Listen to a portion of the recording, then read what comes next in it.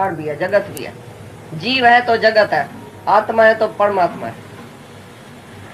तुम जीव है तो सारा जगत तुम्हारे अंदर है, सारा संसार तुम्हारे अंदर है जो तुमने रचा है। जब जीव मर गया तो उसका संसार भी खलास। मन का नाश तो संसार का भी नाश। जगत को मिथ्या जानने वाला जगत को नाश करके बैठा। तो आत्मा तुम्हारी पहले से ही मुक्त है। नहीं करती है। जब बड़ी होएगी, अगर इसको इच्छा होगी तो लड़का कहाँ से आएगा। हम बोलता है जब बेवकूफ बनेगी तो फजीती आएगी सामने, फजीता आएगा कोई ना कोई। दुनिया में कोई मर्द की और स्त्री की कमी है? कौन सी भी बड़ी उम्र में तुमको कोई ना कोई मिल ही जाएगा, गधा या गद्दी। और कौन सी बड़ी बात है, मतलब भाई इसको शादी कराओ अभी जल्दी में, छोटी उम्र में। बड़े होते जब भी बड़ी होएगी ना, इसको इच्छा होएगी, ये पछताएगी भाई मैंने छोटेपन में शादी क्यों नहीं की। और पछताएगी तो उसी टाइम कोई ना कोई बुढ़ा भी मिल जाएगा। जितनी बड़ी होएगी उतना बड़ा मर्द दुनिया में रहता ही है, धक्का खाता ही है। कौन सी नई बात होएगी? जब भी इनकी इच्छा होगी तभी सामने कोई ना कोई आ जाएगा। तो बोलता है बेवकूफ जो बनेगा उसके लिए फजीती जहाँ तहाँ है ही है।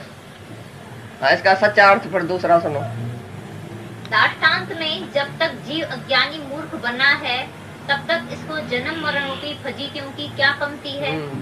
जब ज्ञानवान होगा तब बंध से रहित हो जाएगा। हाँ, बार सुना तुमने, कितना बार सुना है तत्वमसी? वो तभी भी पक्का नहीं हुई है। में रह के और बार बार उपदेश ये सुनेगा तभी अंदर जाएगा आत्मा। नहीं तो आत्मा ऐसी सूक्ष्म है जो तुम खड़े खड़े भूलना, सेकंड सेकंड में भूल जाती है। अभी तुम आत्मा सेकंड के बाद बोलेगा मैं तो दुखी हूँ, मैं तो सुखी हूँ, मेरा तो बेटा मर गया, मेरे को तो धन चला गया, मेरा तो ऐसा हो गया। सेकंड सेकंड में तुम भूल जाएगा आत्मा। इसलिए बोलता है एक बार सुनने से बोध नहीं होता है, बार बार सुनने से श्रवण और मनन। पहले सुनो, पीछे घर में मनन करो, मनाओ, इधर भी मन को मनाओ, घर में भी मन को मनाओ कि जो भी भगवान बोलता है कि तू भगवान है, तू आत्मा है, ये सच है।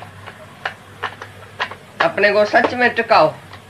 ये झूठा मन तुम्हारा बैठा है, नहीं जी नहीं जी, हम कैसे आत्मा बनेगा, हम कैसे भगवान होएगा, हम ब्रह्म नहीं है, खाली आत्मा है, छोटा सा आत्मा है, ब्रह्म तो बड़ा है, सागर तो नहीं बनेगा, अच्छा बूंद बना है, भला अच्छा लहर बना है, सागर तो नहीं है। तो मनाता नहीं है अपने को, मनन पूरा नहीं है तुम्हारा। तो बोलते हैं बार बार श्रवण और मनन करो तभी तुम्हारे को अंदर पक्का होएगा। क्योंकि ये जन्मों से तुम्हारी जो देह अध्यास पड़ा है, ये देह का जो पर्दा पड़ा है पक्का बड़ा पर्दा आ गया है, बहुत मोटा पर्दा है।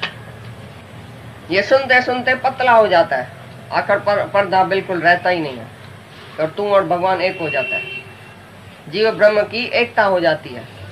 नहीं तो फिर तुम बोलेगा मैं तो जीव हूँ, मैं तो शरीर हूँ, मेरे को दुख लगा है, मेरे को बीमारी आई है, मेरा मौत होता है, फलाना मरता है, मेरा फलाना मर गया, मैं पगड़ी पड़ जाता हूँ। किसकी पगड़ी करने जाता है? मौत ज्ञानी मानता ही नहीं है तो किसके मौत पर जाएगा भी नहीं, नहीं मानेगा कि इसका मौत हुआ है। मेरा ही मौत नहीं होएगा तो तुम्हारा कैसे होएगा बताओ? वो मौत की दुनिया में ही नहीं रहता है। ऐसा नहीं कि बैठ बैठ से खाली बोलेगा हाँ हाँ मैं अमर हूँ, लेकिन फलाना मेरा मर गया, साला मर गया, मैं उधर जाता हूँ।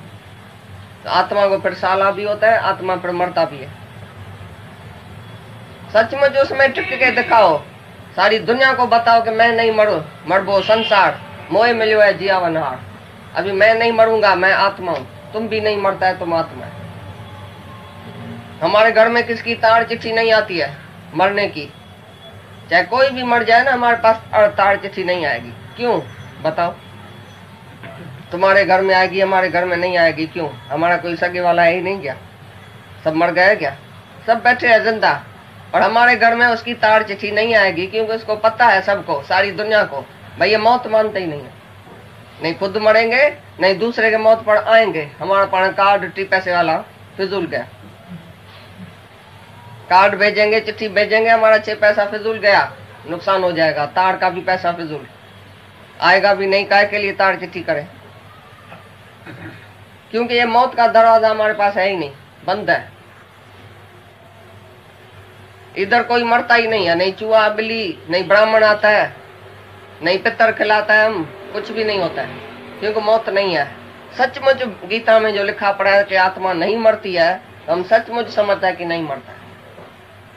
तुम खाली बोलता है और हमने क्लियर कर दिया, सारी दुनिया को बता दिया भाई कोई नहीं मरता है, क्योंकि आत्मा असंग है, आत्मा न्यारा है, जन्म मरण में नहीं आता है। ये देह का धर्म तुमने आत्मा में माना है, यही बोला ना भी, देह का धर्म आत्मा में माना है, इसलिए तुमको बार बार उपदेश सुनना पड़ता है।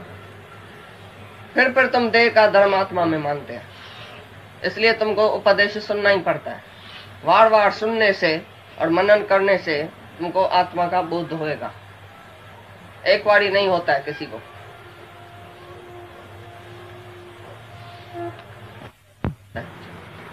गुरु खाली पहले पहले आत्मा की निश्चय कराता है, तभी तुमको ज्ञान मगज में बैठेगा।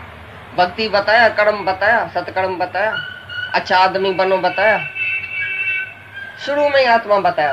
बिल्कुल असल गुरु के सामने टक्कर खाया है उसने, राजा जनक ने, और उसका ये वक्र देखा शरीर का, और एकदम उसने बोला तू आत्मा नहीं देखा। वक्र काय के लिए देखा, मेरे को शरीर क्यों करके देखा, तुम चमड़ है, चम क्यों देखा। एकदम गुरु जो है वो आत्मा सुनाता है। तुम्हारे पास भी जो भी आता है, जो भी टक्कर खाता है, तुम उसको क्या बताता है। यही है अष्टावक्र में और तुम्हारे में फर्क। अष्टावक्र 24 ही घंटा आत्मा बताता है सबको कि मेरे को भी आत्मा देखो, तुम भी आत्मा है, मेरे को भी आत्मा देखो, तुम भी आत्मा है। गुरु का यही है उपदेश, बस। नहीं मेरे को सही करके देखो, नहीं अपने को सही करके देखो। बार बार बताता है कि तू आत्मा है, तू कूटस्थ है, तू निश्चल है, तू निर्विकार है, तुम्हारे में कभी अविद्या आई नहीं है, तुम्हारे में कभी अज्ञान आया नहीं है, तुम शुद्ध है, तुम बुद्ध है, बोध स्वरूप है। बस सारा ही टाइम इसको खाली आत्मा ही सुनाया है, शुरू में ही आत्मा, दूसरी कोई बात नहीं है। और जब तुम आत्मा में टिकेगा तो परमात्मा का दर्शन साक्षात होएगा, आत्म साक्षात्कार होएगा।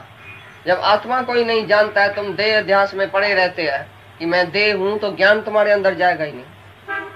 देहधारी कुछ भी करे तो भी उसको आत्म साक्षात्कार नहीं होएगा, चाहे उल्टा लटके, हजारे तपस्याएं करे, हजारे कर्म करे, लेकिन देह अध्यास है कि मैं करता हूं, मैं योग कमाता हूं, मैं कमाई करता हूं, मैं समाधि में बैठता हूं, मैं ध्यान करता हूं, मैं सत्कर्म करता हूं।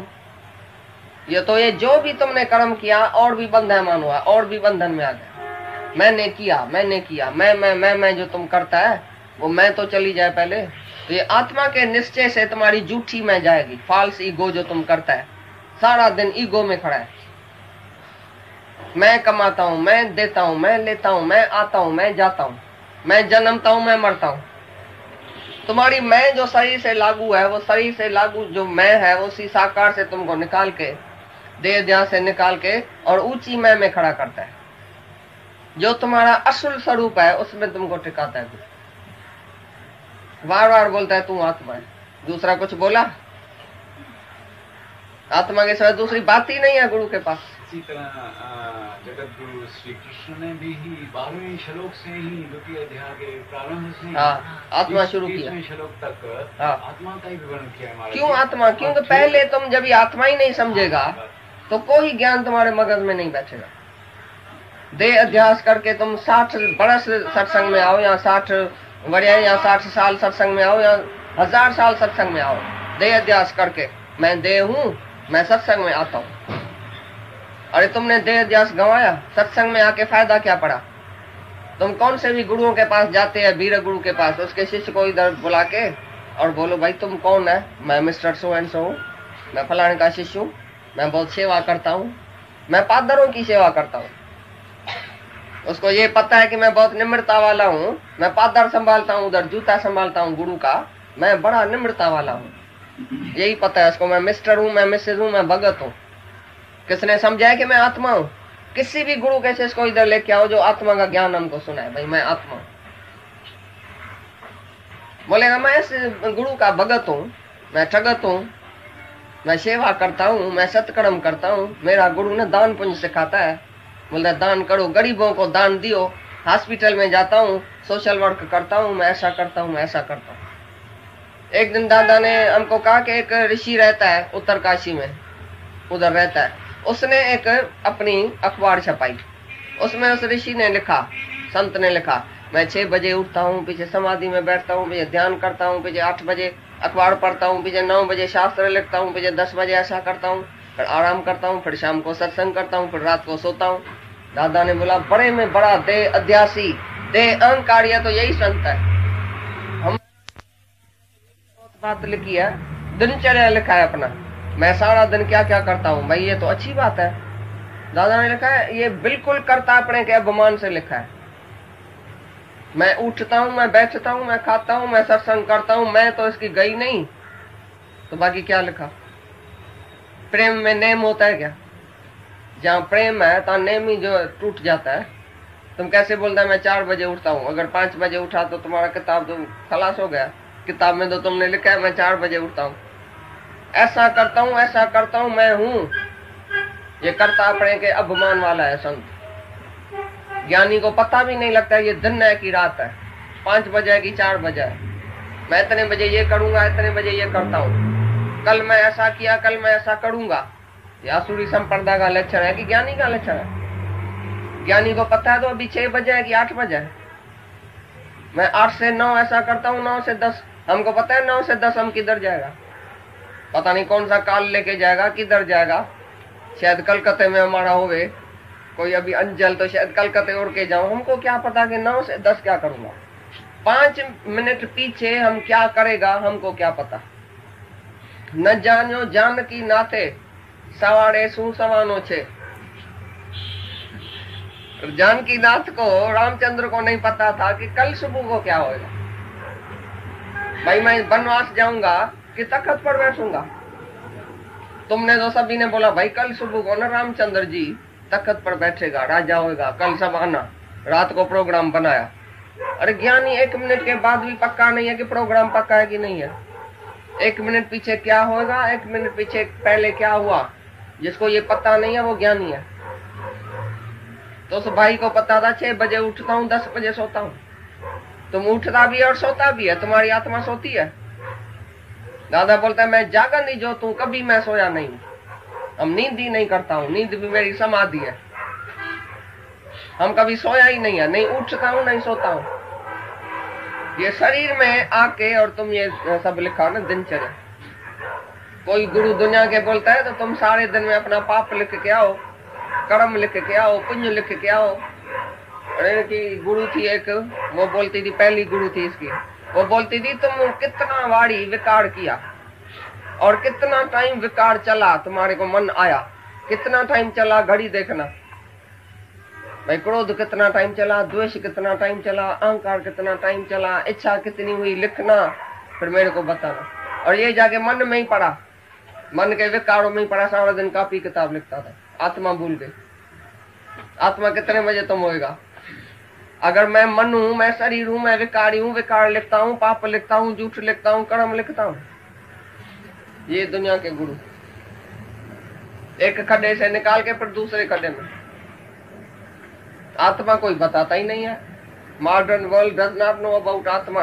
और आजकल का गुरु भी आत्मा को नहीं जानता है। वो सब शरीर में फंसे हुए, पांव पड़ो, हाथ जोड़ो, शिव भगवान की पूजा करो। बड़े बड़े संत शिवरात्रि मनाते हैं, बड़े बड़े संत गुरु नानक मनाते हैं, बड़े बड़े संत कृष्ण का दिन मनाते हैं। भाई आओ तो कृष्ण का जन्म हुआ है तो पींघे में उसको लौटाते हैं, ऐसा करते हैं। भाई माता पिता के कुख से पैदा हुआ है, वो बोलते हैं मैं हूँ स्वयं भव, मैंने कभी जन्म लिया ही नहीं है, मैं निराकार साकारों के प्रगट हुआ हूँ। तुम बोलते हैं उसने जन्म लिया है। भाई आओ जी, जन्म लिया है कृष्ण ने। ये बड़े बड़े संत जन्म में और मरने में लाता है तुम्हारे कृष्ण। किसने सच जाना है? हमारे गुरु के सिवाय किसने भी सच नहीं जाना है। कोई दुनिया से गुरु लेके तो आओ, हमारे जैसा लेके आओ कोई गुरु, हम तुमको सारी दुनिया की टिकेट लेता है। ऐसा सच्चा गुरु कहां से लेके आओ जो आत्मा में टिका है तुमको। जैसे दादा की मेहनत थी, 24 घंटा वो मेहनत करता है। आज भी 24 घंटा हमारा सत्संग जहां तहां चलता है, सभी शहरों में। ऐसा सत्संग किधर से लेके आओ? 1-2 घंटा सत्संग करके फिर गुरु अपनी बात में, भाई आओ जी आश्रम बनाने का है, पैसा दियो, ये दियो, इधर रखो, जहां तहाँ अपना वो रखता है, पेटी रखता है। इधर गुरु बैठता है, इधर पेटी, इधर ब्रह्म तो इधर माया। ब्रह्म का सत्संग सुना के माया भाई चाहिए, आश्रम बनाने का है, पैसा रखो इधर। अरे कुर्सी का भी तुम्हारे से पैसा लेता है, तुम इधर मुफ्त में कुर्सी में बैठता है, कितना पैसा दिया है।